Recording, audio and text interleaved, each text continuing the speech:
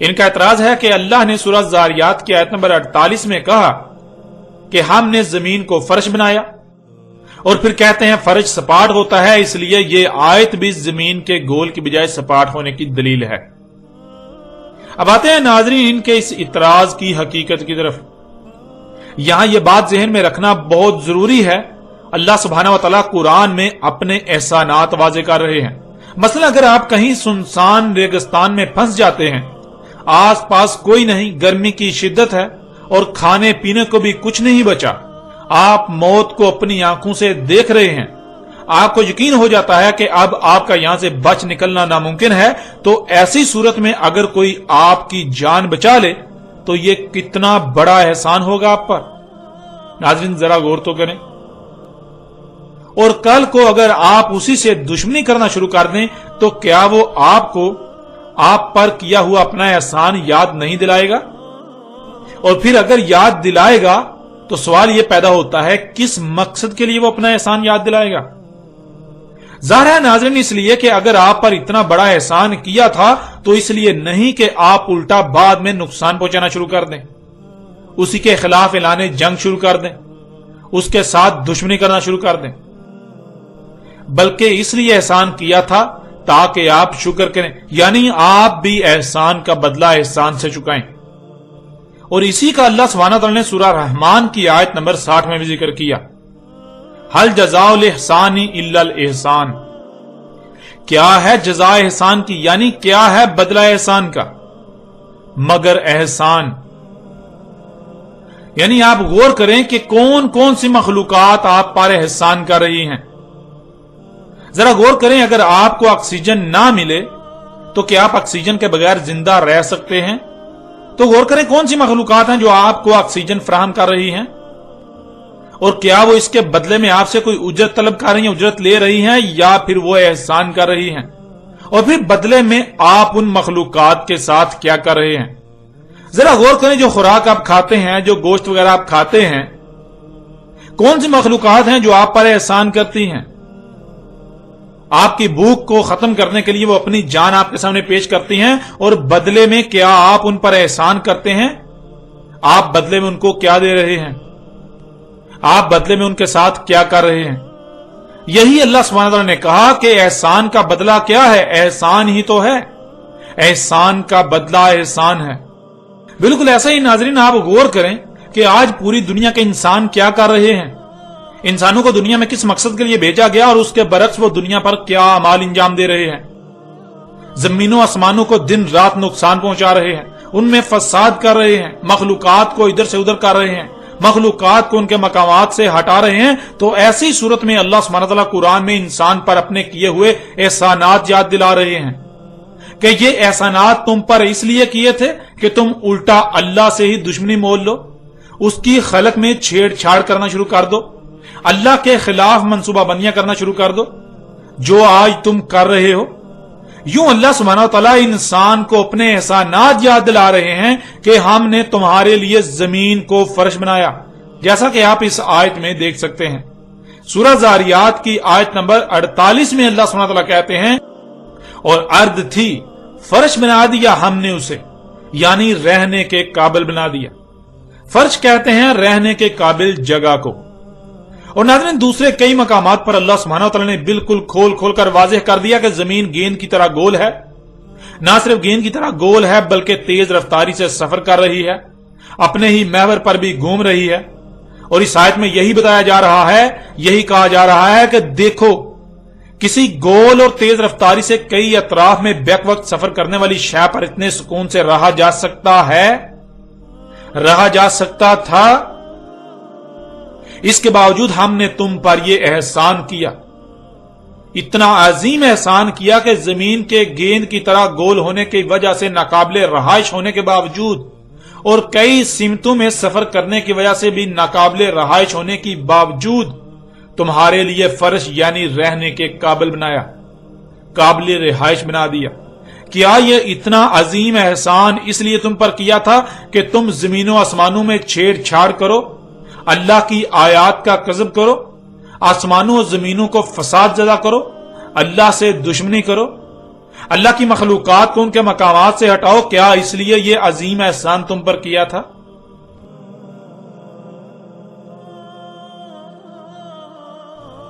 اس لیے ناظرین، یہ کہنا کہ یہ آیت اس بات پر دلیل ہے کہ زمین چپٹی ہے، یہ انتہائی جاہلانہ بات ہے۔ اگر ایسا ہوتا تو قرآن میں اللہ سبحانہ و تعالیٰ بار بار شکر کرنے کی تلقین نہ کرتا۔ شکر کہتے ہیں احسان کا بدلہ احسان سے چکانے کو۔ شکر کہتے ہیں جو کچھ بھی آپ کو عطا کیا گیا، جس مقصد کے لیے عطا کیا گیا، اسی مقصد کے لیے اس کے استعمال کو۔ اور پھر یہ بھی دیکھیں کہ ان آیات میں اللہ سبحانہ و تعالیٰ نے زمین کو فرش کی بجائے قرار کہا۔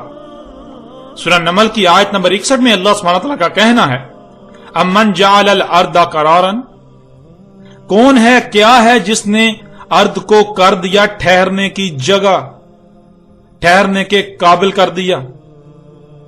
پھر سورہ غافر کی آیت نمبر 64 میں اللہ سبحانہ وتعالی نے کہا، اللہ الذی جعل لکم الارض قرارا، اللہ ہے، وہی ذات ہے، جعل کر دیا تمہارے لیے ارض کو، زمین کو قرار، ٹھہرنے کے لائق، ٹھہرنے کے قابل۔ اب ناظرین ذرا غور کریں، ان آیات میں زمین کو انسانوں کے لیے قرار کیوں کہا؟ قرار کہتے ہیں جس پر ٹھہرا جا سکے، اور یہ لفظ وہاں استعمال کیا جاتا ہے جہاں ناممکن کو ممکن بنایا گیا ہو۔ مثلاً آپ گاڑی پر سامان لاد کر لے جا رہے ہوں، اگر سامان باندھا ہوا نہیں تو گاڑی چلنے سے سامان ہلے گا، ادھر ادھر ہوگا، یہاں تک کہ سر کر نیچے بھی گرے گا۔ اور اس کے برعکس قرار کہتے ہیں گاڑی تو چلتی رہے مگر سامان بالکل ایسے ٹھہرا ہوا ہو جیسے کہ وہ کھڑی گاڑی پر پڑا ہوا ہے، رکی ہوئی گاڑی پر پڑا ہوا ہے۔ اب ناظرین اگر صرف اتنا ہی بتانا مقصد تھا کہ زمین تمہارے لیے ٹھہرنے کی جگہ بنا دی، تو کیا انسان کو نظر نہیں آ رہا؟ یعنی کیا انسان کو یہ نظر نہیں آ رہا کہ زمین قرار ہے، وہ زمین پر ٹھہرا ہوا ہے؟ کیا انسان زمین پر ٹھہرا ہوا نہیں ہے؟ کیا انسان کو زمین پر ٹھہرنے میں مشکل پیش آتی ہے کہ وہ ادھر ادھر گر رہا ہے، ادھر ادھر پھسل رہا ہے؟ جیسے کہ آپ چلتی ہوئی گاڑی پر سوار ہوں تو آپ ادھر ادھر ہل رہے ہوں گے، پھسل رہے ہوں گے، آپ کو مشکل پیش آ رہی ہوگی ٹھہرنے میں۔ جب انسان زمین پر ٹھہرا ہوا ہے، وہ ادھر ادھر نہیں گر رہا، تو پھر انسان کو یہ کہنا کہ ہم نے تمہارے لیے زمین کو قرار بنایا، یہ بات تو بے بنیاد ہو جاتی ہے، کیونکہ یہ تو انسان کو پہلے ہی علم ہے کہ زمین ٹھہرنے کے قابل ہے، اسی لیے تو وہ اس پر ٹھہرا ہوا ہے، کیونکہ وہ سمجھتا ہے کہ زمین چپٹی ہے۔ مگر انسان کو یہ علم نہیں تھا کہ زمین چپٹی نہیں بلکہ گیند کی طرح گول ہے، اور نہ صرف گیند کی طرح گول بلکہ تیز رفتاری سے بیک وقت کئی طرف سفر کر رہی ہے۔ تو یہی اللہ سبحانہ و تعالی انسان پر واضح کر کے اپنا احسان یاد دلا رہے ہیں، اپنا احسان سامنے لا رہے ہیں کہ دیکھو ایک گولے کی مانند گول زمین جو بیک وقت کئی سمتوں میں انتہائی تیز رفتاری سے سفر کر رہی ہے، کیا اس پر ٹھہرا جا سکتا تھا؟ اس پر انتہائی سکون سے بے فکر ہو کر رہا جا سکتا تھا؟ ادھر ادھر گرنے کا خوف نہیں، رائی برابر بھی ذہن اس طرف نہیں جاتا کہ کہیں تم زمین کے نیچے گر پڑو گے؟ تو یہ کس نے کیا؟ یہ اتنا عظیم احسان ہم نے تم پر کیا، یہ اتنا عظیم احسان جس نے کیا وہ اللہ ہے۔ غور کرو، اور پھر تم اس احسان کے بدلے اللہ کے ساتھ کیا کر رہے ہو؟ غور تو کرو، تم زمین و آسمانوں کے ساتھ کیا کر رہے ہو، فطرت کے ساتھ کیا کر رہے ہو؟ تم الٹا اللہ کے دشمن بنے ہوئے ہو۔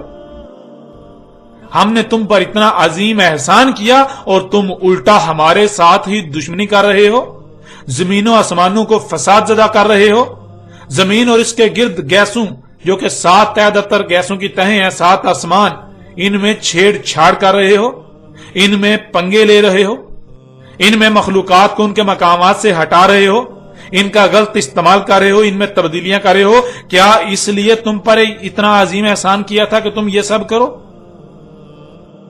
ناظرین زمین کو فرش کہنا، زمین کو قرار کہنا، اس کا مقصد ہرگز یہ نہیں تھا کہ مشرکین عرب اور یہود و نصارہ کے عقائد کی تائید و تصدیق کی جا رہی ہے، بلکہ ان آیات کا مقصد انسان کو اپنے احسانات یاد دلا کر اسے اللہ کے ساتھ بغاوت کرنے سے روکنا ہے، اگر وہ احسان کا بدلہ نہیں چکاتا تو پھر اسے دوسری طرح روکا جائے گا، ڈنڈے کے ساتھ، طاقت کے ساتھ، قوت کے ساتھ۔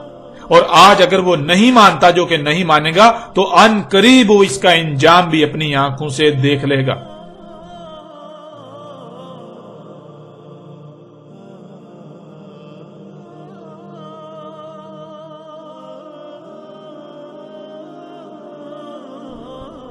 پھر ناظرین، قرآن میں اللہ سبحانہ و تعالیٰ نے زمین کے اپنے ہی محور پر گھومنے اور زمین کے اپنے مدار میں سفر کرنے کو ایک اور پہلو سے بھی بیان کر دیا۔ اس وقت آپ کو سکرین پر سورہ نمل کی آیت نمبر 88 نظر آ رہی ہے۔ اس میں اللہ سبحانہ و تعالیٰ کا کہنا ہے، وَتَرَى الْجِبَالَ تَحْسَبُهَا جَامِدَةً وَهِيَ تَمُرُّ مَرَّ السَّحَابِ، اور دیکھتے ہو پہاڑوں کو اور گمان کرتے ہو کہ وہ جامد ہیں، یعنی ایک جگہ پر ساکت ہیں، حالانکہ حقیقت یہ ہے کہ وہ چل رہے ہیں بادلوں کے چلنے کی طرح۔ ناظرین، سوال یہ پیدا ہوتا ہے کہ کیا پہاڑ چل رہے ہیں، پہاڑ سفر کر رہے ہیں جیسے کوئی گاڑی چلتی ہے؟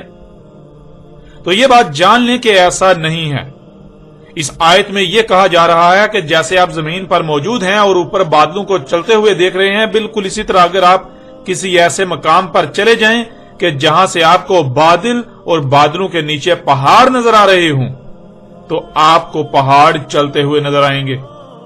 جیسے کہ آپ زمین پر موجود ہیں، آپ پہاڑوں کی طرف دیکھتے ہیں تو آپ کو زمین ساکت نظر آئے گی، پہاڑ ساکت نظر آئیں گے، اور اوپر بادل چلتے ہوئے نظر آئیں گے۔ لیکن حقیقت یہ ہے کہ جیسے آپ بادلوں کو چلتا ہوا دیکھ رہے ہیں، بالکل اسی طرح پہاڑ بھی چل رہے ہیں۔ اس کا اندازہ آپ کو تب ہی ہو سکتا ہے، اس کا ادراک آپ کو تب ہی ہو سکتا ہے جب آپ خلا میں بادلوں سے اوپر زمین کی مغناطیسی کشش کی حد سے باہر نکل جائیں، وہاں سے آپ کو پہاڑ چلتے ہوئے نظر آئیں گے جیسے زمین پر کھڑے ہونے سے بادل چلتے ہوئے نظر آتے ہیں۔ اور آج یہ حقیقت انسان اپنی آنکھوں سے دیکھ چکا ہے۔ اب سوال یہ پیدا ہوتا ہے کہ ذرا غور کریں کہ یہ اتنا عظیم راز آج سے 14 صدیاں قبل کس طرح قرآن میں بیان کر دیا گیا۔